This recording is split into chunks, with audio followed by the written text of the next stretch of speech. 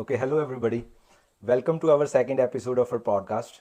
Today we are going to talk about key highlights of mortgages. And today we have Akshay with us. We work as a team. So before further ado, Akshay, I'll let you introduce yourself. Yeah, for sure. Thanks for having me. I'm a mortgage agent. Basically, I have been working with Ishan since he started his career, and then I have been working with multiple banks. So I have an access to almost 30 plus lenders. That includes all the major banks, B lenders, C lenders, you name it. I have access to them. So we'll be gonna touch base on all the terminologies about what kind of lenders we have, what kind of mortgages we have. But yeah, that's the brief about who I am, and then thanks for having me here. Sure. So let's just start from the basics. Because we have in our audience we have new people who are just getting into the market. Right. So define mortgage in a layman term. What is mortgage?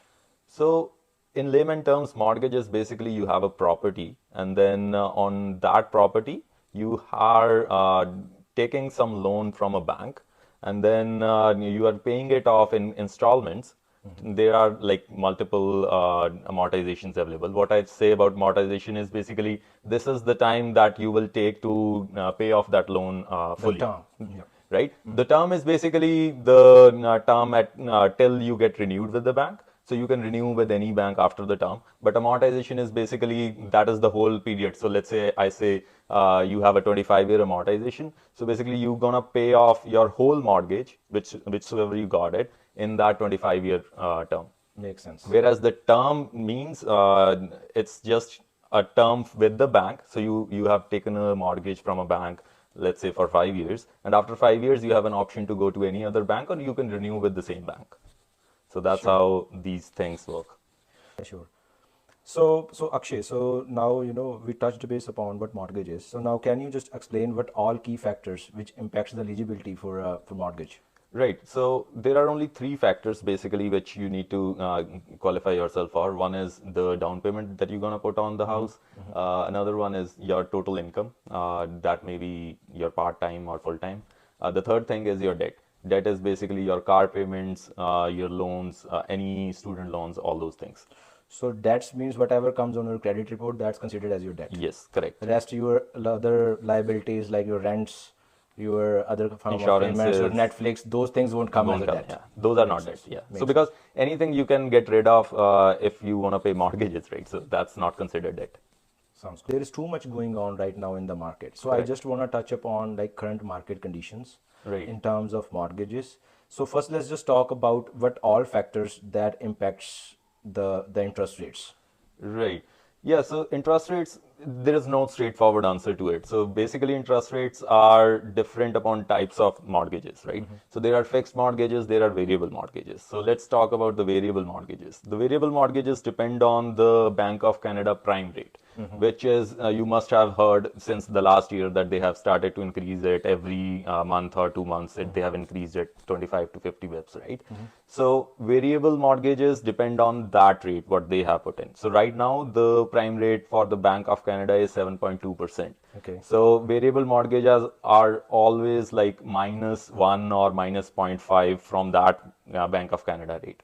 So that is one part of the picture. Fixed rates are dependent upon the bond yields.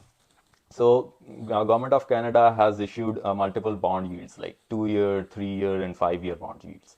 So, whenever you are taking a fixed mortgage of that particular year, basically the bond yields are the ones that are actually impacting that rate. So, let's say the bond yields for the 5 year are at 3 point something right now. So, the 5 year rate that you're gonna get is 4 point something right now. Okay, so since you have brought these numbers, so does these numbers are it's for everybody or those numbers changes? So let's say I am buying an investment property or I am buying a first time primary residence. How does these numbers vary? Yeah, that is a very good question. So there are two more factors into the mortgage interest rates. So first factor is if you are a first-time home buyer, right? So and it's your primary residence, then your interest rates might be lower than the people who are buying it as a rental property. So rental property rates are always like 25 to 50 bips higher than whatsoever the first-time home buyer takes. The second important thing to think of is there are three more kind of mortgages under fixed or variables. There is another sub level, insured mortgages. Then we have insurable mortgages, and then we have conventional mortgages. Okay. So insured is basically if you are doing 20% less than 20% down payment, that is what insured mortgage is. Okay. So insurable is basically sometimes you are a first time home buyer, you are putting in 20%, then it can be an insurable mortgage. So insured mortgages are always lowest interest rate, then insurable, and then the conventional ones, which is more than 20%, that includes the first time home buyers, the rental properties or all those things. Any percentage lower than that also. So you touched about insurance. I just want audience to know. So Right. when you say insurance, then we are talking about CMSC insurance, which Correct. banks automatically put when you go for a property below 20%. Since banks always play safe, so they automatically will put an insurance on the mortgage, which gets adds up to your mortgage amount, Right. and then banks are protected. Correct. So just so you brought up the term insured and insurable, Right. right? So when we say insurable, so does this mean that if somebody is paying 20% down, they still can opt for insured mortgage, that they can get an insurance? No, it's not up to you if you can be insured under a mortgage or not. And then it's bank's discretion. So basically, I'll give you a good example. So I had a client who was paying 20% down payment. Still, the bank asked him, not the bank, basically the lenders asked him to pay the insurance on, in fact, even if they are taking it for 20% down. And then he came to me that, okay, why is bank asking me? Because I thought that it's just 20%, and if you are paying more than 20%, you don't have to pay insurance, right? That's what the people understand. Everyone understands. But there are scenarios. He was a self-working person, and then he was making money on his business, due to which the banks had to actually make it an insurable loan, and he has to pay that insurance premium that was there. So more or less, it's on bank's decision. Yes. If they see that they are better off insuring the product, they will do it. Yes. It's not on you that you want insurance or not. So basically, all of the mortgage industry is basically controlled by a body in Canada, and they have set those rules. It's not even just the banks that they can remove the insurance or they can insure a person. If they lie between those set of rules, they just have to go with either an insurable product or a conventional product. Okay. Since you gave us a brief on mortgage, can you just touch base on what these A, B, and C lenders are? Yes, for sure. So there are three kinds of lenders. So A lenders are basically termed as the big banks that we have. Not only just the big banks, 5 banks that we have. There are multiple credit unions also. Those are also considered as A lenders. So any A lender is basically they are giving you money without any lending fee, right? To summarize it in a simple language for our viewers. So A lenders lend you money without any lending fee. B lenders actually charge 1% on it. So basically, if you are taking a mortgage of $500K, they'll charge you $5,000, the lender fee for giving you money. And then C lenders are basically privates. So private lenders they can charge any amount of money. With private lenders, you have to be very careful so that they do not charge you the dispensation fee as well. So you have to be very careful. So what you're saying is, so since it's private, so they are not regulated. Yes. So you have to make sure the agreements and the lawyers are being involved. Correct. So that you know what you're getting into. It's not you because you're not dealing with the bank. Exactly. So now I just want to touch about one hot topic, which right now, it's been discussed, like how many cuts we are going to see, what is happening right now. I know people were anticipating there will be a rate cut in June, which looks like highly unlikely now. But what's going on? Can you just brief on that? What's going on? Yes, for sure. So yeah, it's a very hot topic and everybody is predicting a lot of things. And then most of the economists think that we will see at least 50 bips of cuts within this year, before end of this year. Yeah, that's likely where we will stand. And reason we should have those cuts is basically economy is very much in stress right now. Yes. And I have seen multiple clients calling me that they are not able to actually pay off the mortgages that they have taken. So they are thinking of either fixing it or converting it into a higher amortization, refinancing it so that they will be able to pay off the mortgages after the rates cut, right? So when we talk about rate cuts, there are multiple factors. So inflation, as everybody knows, inflation is one of them. And there are multiple others. So There have been some policy changes that actually will give relief to the mortgage industry, the clients basically. They have, for the first time home buyers, they have increased the Amortization. amortization from 25 to 30 years. Earlier, if you are buying an insured mortgage, you can only have 25 years, right? So they have started to increase the amortization. So it's a relief for the clients, because if the mortgage payments are higher, uh, then you're not able to qualify for it. But with the 30-year amortization, you can qualify for more. But the disclaimer for that is it's applicable only for new builds, Yes. right? Yes. So, I was reading about it, and very few people will be eligible for it. Right. But yeah, there is an opportunity if somebody gonna take that route. Right. Definitely there is an option. Yeah, and there are multiple other options also, which I mean, government is working towards, but they haven't come out yet. But still, they're trying to put up some pressure off from the clients, so that they can qualify for more, and they can get more house. Sure. So now, since you said like you deal with 30 or 30 plus lenders, Right. right? Uh, and everybody has a bank account in Right. Canada, right? And Right. banks, they directly, they have all these products which you have explained, insured, uninsured, when you buy home. Right. So why does people come to you, Right. to talk about mortgage? Why can't they simply, wherever, let's say I have an account with TD, why can't I go to the branch and just get this mortgage done? Right. Yeah, there are a lot of myths when you deal with mortgage brokers or mortgage agents, right? So the first one is basically, I have access to the bank and I have a straightforward file. Why do I even have to go to the mortgage Right. agent? Why do you have a middleman? Middleman, right? Yeah. And then second myth is basically, the mortgage agents charge you money even if you have a straightforward deal, right? So that's also a myth. We're gonna talk about that. So first thing, why you should come to the broker rather than directly going to the bank. I mean, there is no harm going to the bank too, Right. but there is no harm talking to the mortgage agent as well. So you go to a bank, you get your rate, that's fine.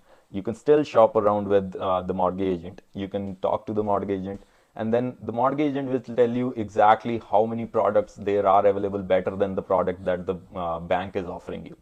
We have access to more than 30 lenders, right? We know each and every product everyone is offering. And now from those products, I can give you a right solution that, okay, according to you, this is the right solution that you should go with. The bank is offering you what the bank is offering you. There is already another lender or credit union that can beat that offer. Right. Right. So that is one point why we should. Second thing is basically you don't have to worry about the whole process. Once you give me the documents, we negotiate with the bank. We negotiate, okay, let's say after 10 days, 20 days, there is another offer that came out in the market that is better than what we were already taking in. Then we negotiate with the same bank. Okay, we are getting this better offer. Either you do the same offer or we go to that bank. So let's just give people, some sort of understanding with an example. Right. So first of all, before we get into that, I just want you to clear the air in terms of when should people talk to you? Right. Yeah, so talking about when they should talk to me. So usually it's a thumb rule whenever you are starting to look for a house, you should qualify yourself how much you can actually buy a house Buy a for, house for. right? There are multiple tools online that you can put in your income, you can put in all your debts and everything, you can get your qualification. That is just a lump sum, The high level. right? High level. And usually when people start to look for the house, they just think that, okay, this is the lowest rate that is in the market, just qualify yourself with that. But we as a mortgage agent, we actually understand your situation and then we qualify you. So before you even start looking for the house, we should have a call and then qualify you. We have access to all the tools and everything. We can qualify you right there at that point of time, rather than you waiting for a response that, okay, we have given all the documents to the bank and then they'll tell us how much we qualify for. That's how the banks work. So you will have to give everything to them until and unless they verify everything. They will then tell you, okay, you qualify for this, and that is what they give you pre-approval for. So let's just give an example of a recent transaction Right. which we did, right? Right. So I had a client which came up to me that they were looking for a house. He was a friend of mine. So first step, always what you have to do is first you have to get your mortgage qualification right off the bat. So we always, right away we have a conference call with me, Akshay, and client. We get into their numbers, their their incomes, their debts, and what's going on. Either they're first time home buyer or they're an investor. So on the call itself, we get to a number with respect to the property. Even in some instances, sometimes clients, they already always have an idea, like they want to buy in a certain location, and we even adjust the taxes and everything for that particular location and particular type, because being a real estate agent, I have an access for those resources, and Akshay has access to all the lending tools. So we just collaborate, and right off the call we get to a number, like this is your highest number which you can get to, right? So once we have that number, then my job starts. We start looking for the house. We keep Akshay up to the date, and once we have the deal finalized, we give Akshay all the information to start working on that mortgage file and get to the completion. And just since we are talking about the particular instance, I just want you to explain people, like once we submit you the deal, like this deal is done, what are the next steps, like how you bring more value to people? Yeah, so once you submit all the documents, you don't have to worry about anything else as far as the mortgage is concerned. So what we do is, in some cases, we need an appraisal, some we don't. We'll touch base on that as well. But once you submit the documents, we submit the file to the lender, whichsoever we decide is the best option. So even before we submit to any lender, we present the client with all the options that are present, and then they choose the best option that they want to go with. Sometimes they go with 5 banks, or they go with the credit unions that we present them. But so whosoever they choose, we submit the file. We get the commitment from the file that the bank is ready to lend with the conditions that they want to put on the file. And once the commitment is signed, we as a broker satisfy all those conditions. You don't have to worry about anything else. It's just that the documents that we might need, which are on top of what you have already submitted, we just ask you for those documents. And then those documents get submitted to the lender. Lender successfully verifies everything, and then if appraisal is required, we initiate the appraisal for you. You don't have to worry about it. Once the appraisal is done, it directly goes to the lender, and once lender does everything, the file is done. It goes to the lawyers, and then you just have to wait for the call from the lawyer that congratulations, your house is yours. Perfect. So once you submit the file to the lender, Right. they tell you this is the rate, but usually closings can take up to 60 to 90 days. So let's just say we submit a file, you qualified that for hypothetically, let's just say 4.99, right? Right. And then out of the blue, since we are in the market, you get to know, like there is another bank that which is giving now 4.75. Right. So how does that, can we change that, and how does that work? Yes, as I mentioned earlier as well. So we have an option to change your lender before the closing. Even before 10 days of the closing, we can change the lender anytime. Because sometimes there is always a better option than what you have right now. So you don't have to worry about that. We as a broker worry about that. So anytime there is an offer outside from the bank that we are already dealing with, we always go to that. And then talking about the rate, we already know the rate. It's not that we have to wait for the bank to give us an approval on that. We already know, because all the products are already readily available to us. Whatsoever we commit, you get that rate. So if things changes, so then you are behind the scene. You're always working. Always working. Yes. So you get to the rate and get them the best product that's in the market. Correct. So as I mentioned that there are bond yields, right? So bond yields actually shift from higher to lower every day. So we keep an eye on that as well. You as you as a client, if you are a client, you don't keep an eye on those things because you are not in the market industry, in that industry always, right? But we, as being in that industry, we always keep an eye on that. So let's say, I'll give you an example. So this happened with my client.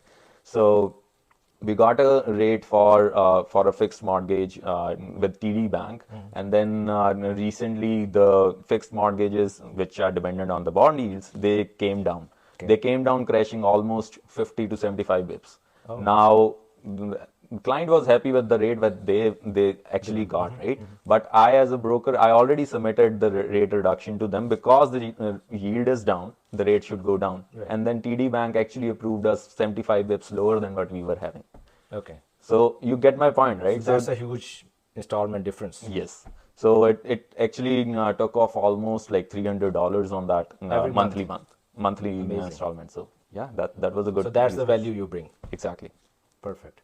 Okay, so during many transaction, which I have noticed is for some of the properties, banks opt for appraisal, and some of the properties they don't even do appraisal. Can you just shed some light on it?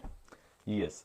Yeah, appraisals are basically based upon what kind of mortgage is it. So if it is an insured mortgage, there won't be any appraisal. So because bank is already insured and they don't have to worry about if the property holds that value or not, it's just straightforward. They won't order an appraisal. If it is a normal deal which is not insured, which is like mostly 20% or higher payments, down payment, then they order an appraisal. Now, that is the difference between a mortgage agent using a mortgage agent and bank. Usually, banks, what they do is once you get an appraisal, they add that fee at the end of your term. But for mortgage agents, you have to pay it upfront and then you get an appraisal. Okay.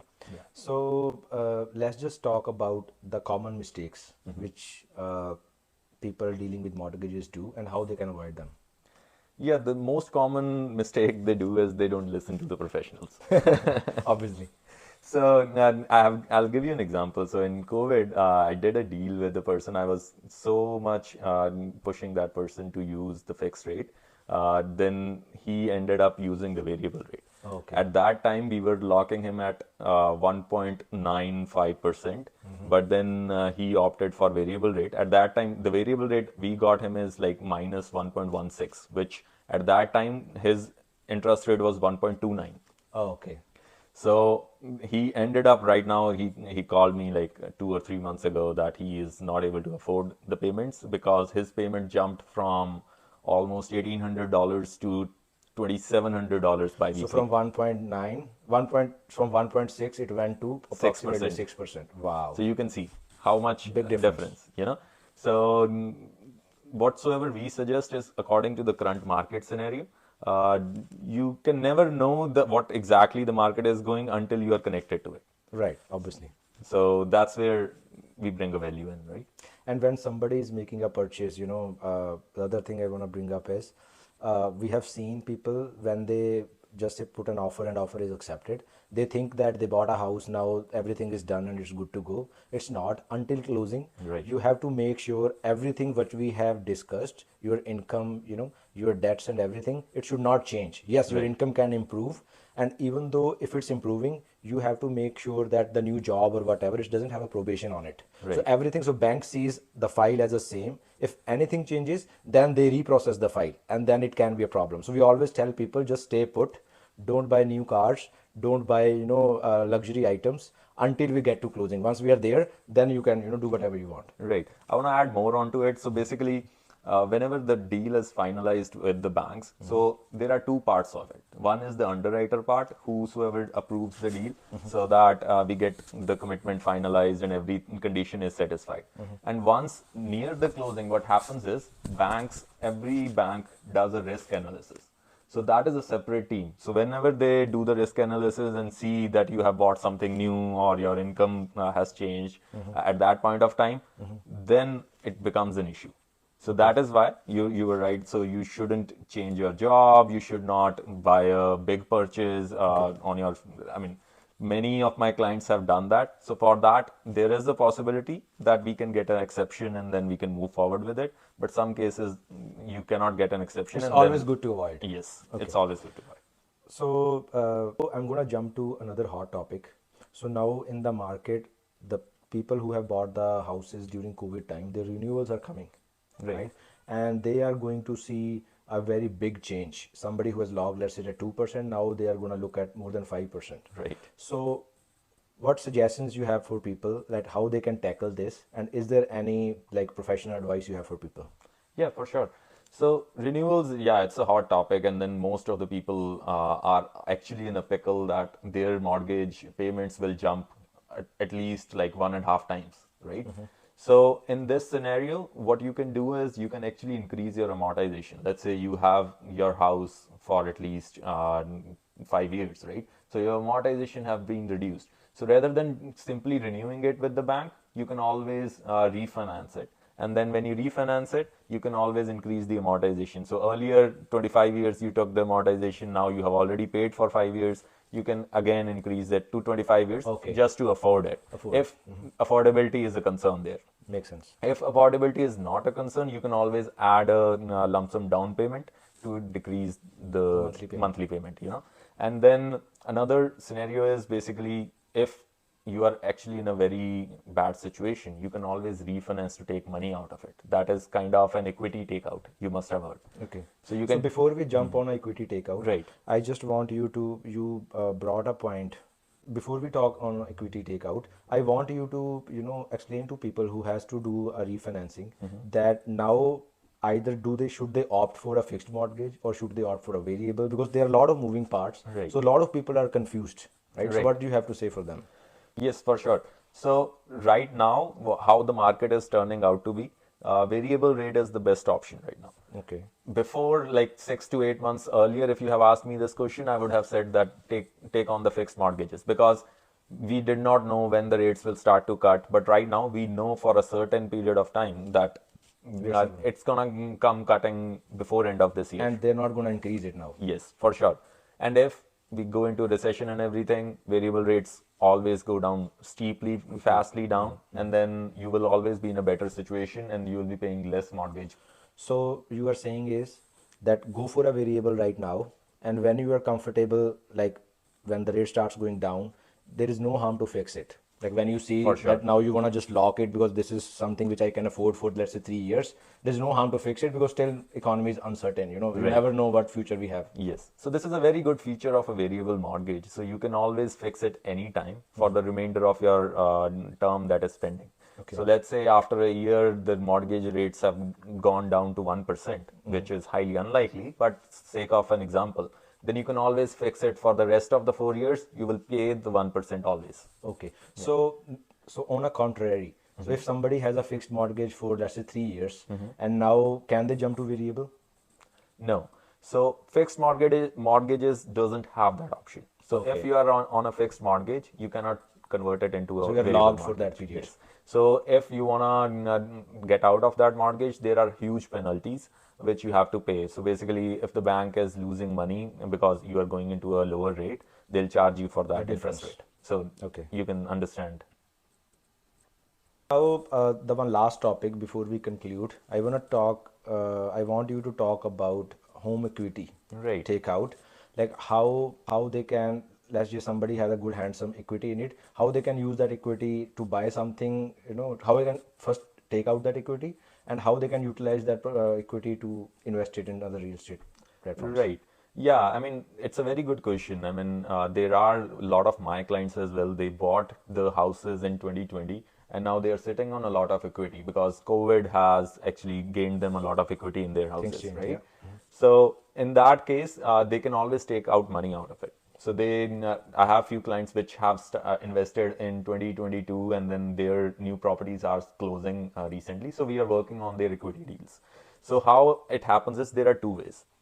One is you take a HELOC, which is home equity line of credit, which is almost 1% higher than the prime rate. That's just a ballpark figure I'm giving you. So with that, you're paying higher interest. If you think that you're gonna pay off that line of credit soon, then you should always opt for HELOC. The other option is you refinance your mortgage. So right now your renewal is coming in, so you should refinance it and you can take money out of it. So with that, you'll be paying less interest rate than the HELOC, and then still you will be able to take out money out of your house. Okay. So once you have the money, it's your money. So you can invest it anywhere you want. You can use it to do anything, basically. Okay. Good to know. All right. So I think we have touched upon a lot of topics. Right. So I just want to close this podcast by just summarizing what we have discussed. So we talked about what the mortgage is, how we come into picture when you are buying your first property, how we come into the picture when you buy your investment property, or either you are doing your debt consolidation or taking the equity out of your home. So there are so many ways we can help you out. So feel free to reach out to us if you have any questions, and we will look forward to talk to you soon. Thank you. Yeah. Thank you.